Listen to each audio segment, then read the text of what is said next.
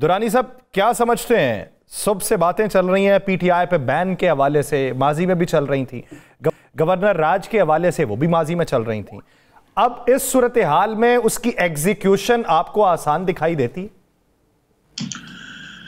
बिस्मिल्लाहिर्रहमानिर्रहीम। साहब देखें, गवर्नर राज जो है उसका जो बेहतरीन तजर्बा किया हुआ है माजी में, वो खुद नून वालों के ऊपर हुआ था पंजाब के अंदर। और जहाँ तक पार्टियों पे पाबंदियों का मामला है तो वो तो एक लंबी लिस्ट है जो माजी में लगती भी रही है, गिरफ्तारियों की भी एक लिस्ट है जो होती रही है। लेकिन बस कसम खाई हुई है हमने कि हमने अपने माजी से कोई सबक नहीं सीखना। हमने वो सबक बिल्कुल नहीं सीखना जिससे हमारी कौम के लिए मुस्तकबिल में रोशनी बन सके। हमने हर उस रास्ते को अख्तियार करना है जो रास्ता जो है वो हमारी ख्वाहिशात के ताबे हो और अवाम के लिए जिल्लत और रुसवाई के ताबे हो। तो अब मैं इस पे ये क्या है, मतलब मैं तो पहले भी एक दफा कह चुका हूं कि बस बेहतरीन काम तो ये है, मतलब ये जो तमाम चीजें हैं तारीख के पहिए को उल्टा घुमाने की कोशिश में मसरूफ नादान हुक्मरान जो है, इनको क्या कहूं।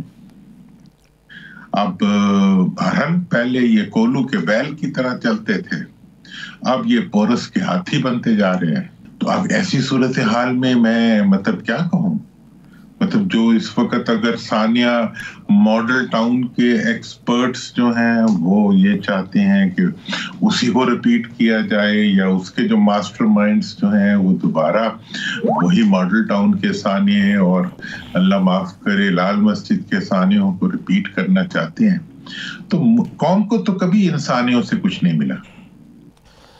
दुरानी साहब क्या इतना आसान है कि पाकिस्तान की एक बड़ी सियासी जमात जिसने सबसे ज़्यादा वोट लिए हों उसको इतने आसानी से आप उस पर पाबंदी आयद कर दें? राना साहब, बड़ी जमात और सबसे बड़ी जमात तो दूर की बात है, ये तो किसी छोटी जमात पे भी कभी कोई पाबंदी जो है वो कारगर साबित नहीं हुई। कहाँ आप देखिए ना, आप किस चीज को किससे कैंसिल कर रहे हैं? आप किसी पार्टी की पॉपुलैरिटी से डील करने के लिए है जी, उस पार्टी की तस्वीर के ऊपर जो है वो लगा रहे हैं।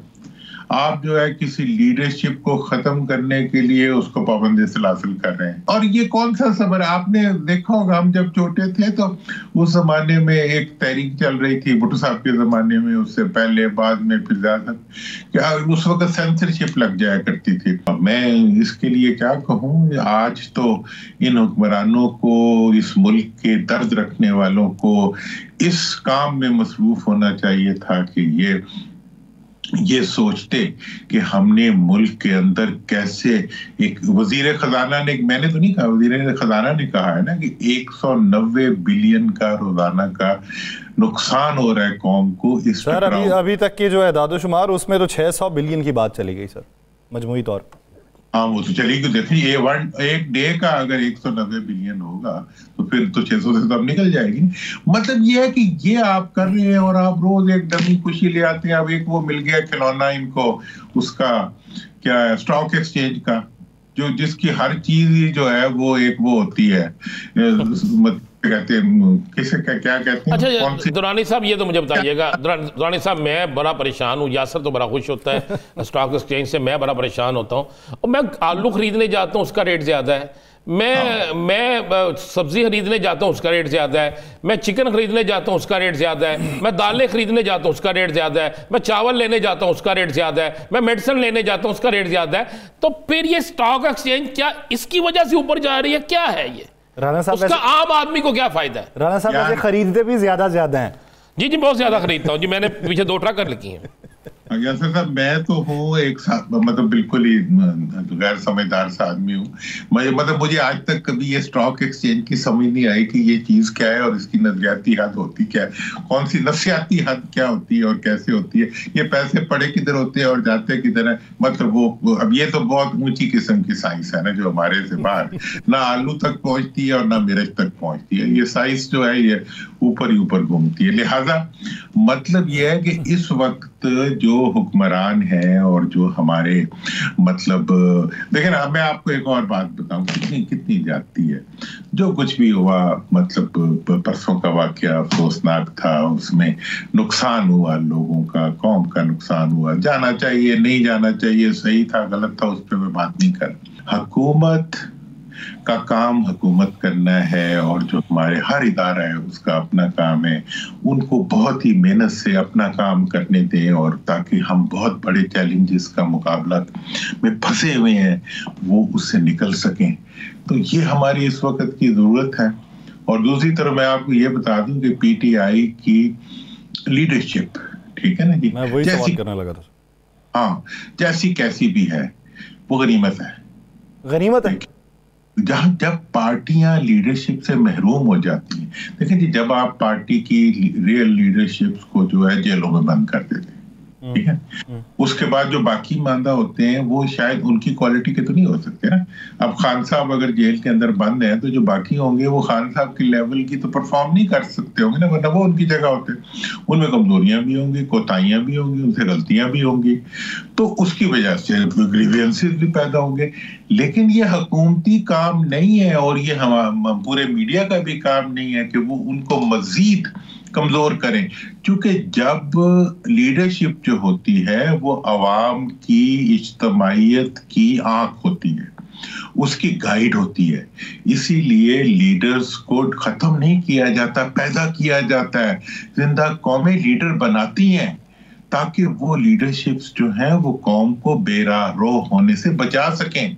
ہم جو ہے اپنی پارٹی, اپنی پولیٹیکل ایسٹ کو جو ہے پہلے تو دہشت گرد بنانے کی کوشش کریں, پھر ہم دہشت گرد سے بڑھتے ہوئے ایک صوبے کی طرف اس کو دھکیلنے کی کوشش کر رہے ہیں, پھر اس صوبے سے آگے بڑھتے ہوئے ہمسایہ ملک کے نام کو ہم ایکیوز کر رہے ہیں اپنے سیاسی مقاصد کے لیے.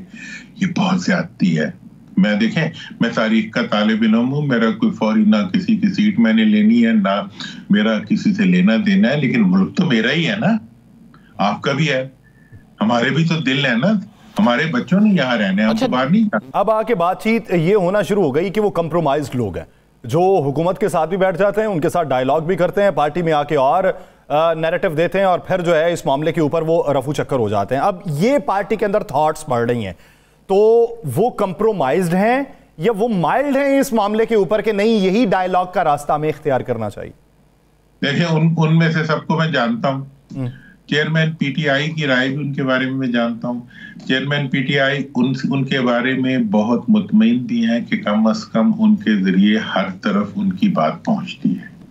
ایک دوسری بات یہ ہے کہ کچھ لوگ پہلے تھے شروع میں جو کہ لے کے پھر رہے ہوتے تھے اور پاکستانی کے خلاف جو ہے وہ ہزا سرائی کر رہے ہوتے تھے اور گالیاں دے رہے ہوتے تھے. اور میں نے انہیں اس وقت کہا تھا بھئی یہ ملک ہمارا ہے, اور جب میں نے پہلی مفاہمت کی جو یادداشت جوائنٹلی پیش کی تھی پی ٹی آئی کے ساتھ اور جو پی ٹی آئی چیئرمین سے اپروفڈ تھی, پی ٹی آئی اس سے پیچھے ہٹ گئی. ان کے جلسوں میں نعرے لگتے تھے وہ ختم ہو گئے, زندہ باد کے نعرے لگنے شروع ہو گئے. اب پھر حکومت صاحب میدان میں نکل آئی اور حکومت نے کہا جی ہم نے تو لڑانا ہے سب کو, ہم تو ہینڈ ان گلو ہیں اور اب ہم نے اس ہینڈ کے ذریعے جو ہے باقی سب کے ساتھ ہینڈ کرنا ہے.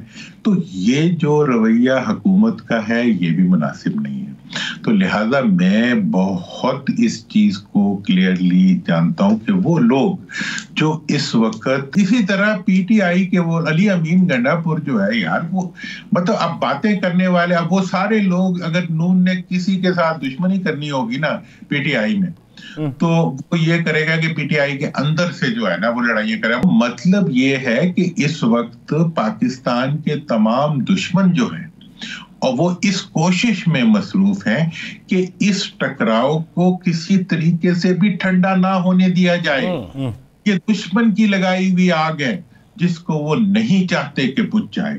इसके लिए उन्हें अंदर से लोग लेने पड़े, बाहर से लेने पड़े, किसी पे हमला कराना पड़े, किसी को नुकसान पहुंचाना पड़े, किसी को गाली, मतलब ठीक है जी गाली दी और जनाब वो 1 लाख 2 लाख पे चला गया आपके प्रोग्राम की जो व्यूअरशिप है, तो आप तो बस बड़े कामयाब हो गए और आप फिर अगली दफा और जोर से गाली दें। ये नहीं है।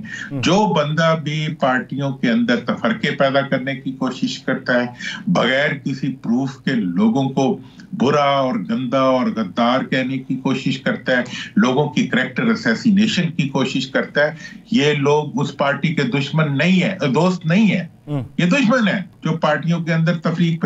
मैं तो अगर कोई नून के अंदर भी तफरीक पैदा करने की कोशिश करेगा, मैं उस पर भी एतराज करूंगा। यानी ये वो वक्त है कि जब डायलॉग ही हूं और डायलॉग से ही बेहतरी का रास्ता निकाला जा सके और एक अकाई एक ऐसी बनाई जा सके जिसे जमहूरियत की अकाई कहा जाए और मुस्बत तौर पे पाकिस्तान का इमेज उजागर किया जा सके। बहुत शुक्रिया मोहम्मद अली दुरानी वाले से अपना वक्त देने के लिए।